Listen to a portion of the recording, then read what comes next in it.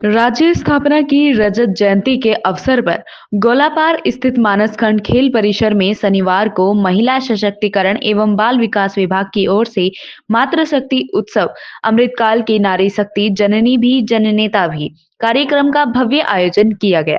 कार्यक्रम की मुख्य अतिथि महिला सशक्तिकरण एवं बाल विकास मंत्री रेखा आर्या रही। इस अवसर पर राज्य स्थापना से लेकर अब तक महिलाओं के संघर्ष, उपलब्धियों और योगदान को सजीव मंचीय प्रस्तुतियों के माध्यम से प्रदर्शित किया गया। प्रस्तुतियों में उत्तराखंड आंदोलन के दौर की झलक से लेकर आज के विकासशील उत्तराखंड की कहानी तक नारी शक्ति की महत्वपूर्ण भूमिका को विशेष रूप से रेखांकित किया गया। साथ ही मंत्री रेखा आर्या ने कहा कि उत्तराखंड राज्य की स्थापना में मातृशक्ति का निर्णायक योगदान रहा है और आज राज्य की प्रगति यात्रा में भी महिलाएं अग्रणी भूमिका निभा रही हैं। उन्होंने कहा, अब हमारा अगला लक्ष्य विकसित भारत 2047 के निर्माण में अपनी पूरी सामर्थ्य और समर्पण के साथ योगदान देना है। साथ ही रेखा आर्य ने कहा कि उत्तराखंड की महिलाएं हर क्षेत्र में अपनी प्रतिभा, मेहनत और आत्मविश्वास के दम पर राज्य का गौरव बढ़ा रही हैं।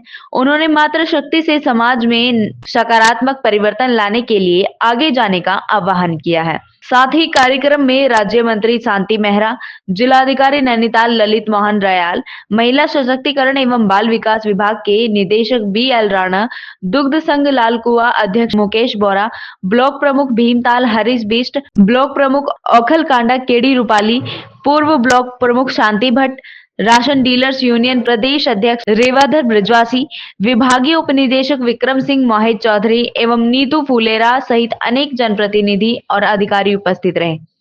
साथ ही कार्यक्रम की सबसे आकर्षक प्रस्तुति रही रैंप वॉक, जिसमें उत्तराखंड की पारंपरिक संस्कृति और आधुनिक विकास यात्रा का सुंदर संगम दिखाई दिया। रैंप पर प्रतिभागियों ने एक और खेतों में कार्यरत पारंपरिक ग्रामीण महिलाओं की झलक पेश की, वहीं दूसरी ओर इंजीनियर, डॉक्टर, एयर होस्टेस और खिलाड़ी के रूप में आधुनिक महिला की सशक्त छवि भी प्रदर्शित की।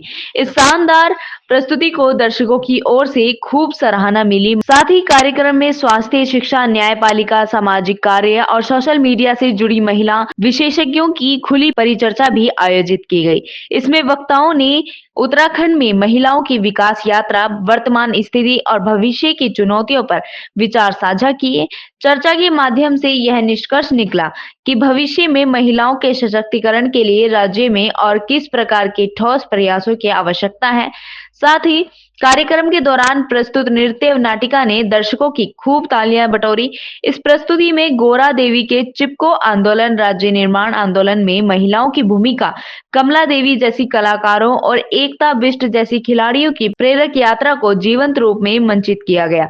यह प्रस्तुति मातृशक्ति के संघर्ष, परिश्रम और साहस का सुंदर प्रतीक बनकर उभरी। देखिए सर्वप्रथम हम लोग अपने रजत जयंती वर्ष को कल यानी कि 9 नवंबर को अपने 25 वर्ष को और अपने रजत जयंती वर्ष को पूर्ण करने जा रहे हैं।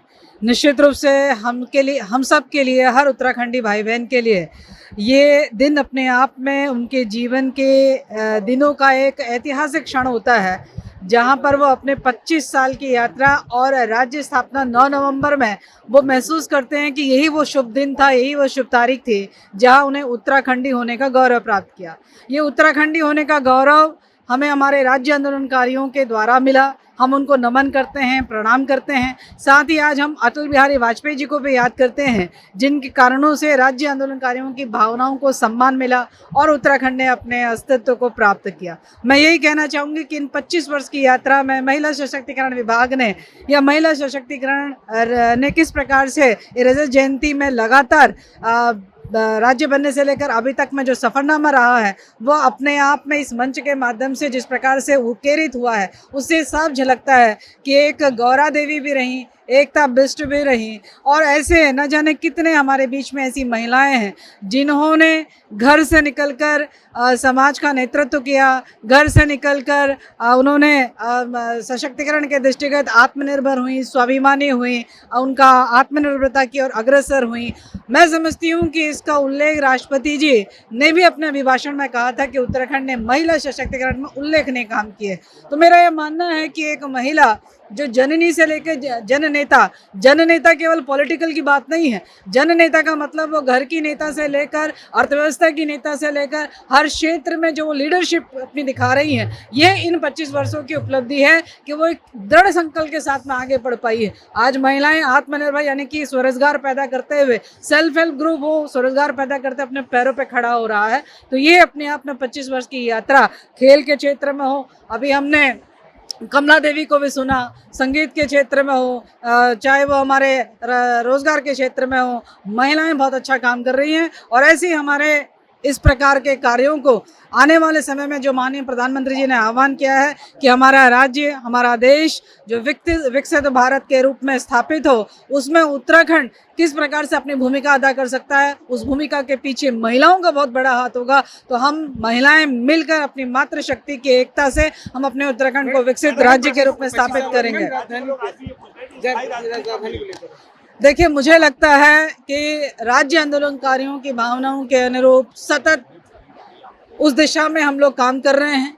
भारतीय जनता पार्टी की सरकार ने, धामी जी की सरकार ने, मैं समझती हूँ कि ग्रीष्मकालीन राजधानी के रूप में गैंडसेन को मान्यता दी है, जहाँ पर हमारे सामान्यतः हमारे सत्र होते रहे हैं और आने वाले समय में भी वही होगा जो उत्तराखंड की भावना होगी, उसके अनुरूप हमारा काम होगा।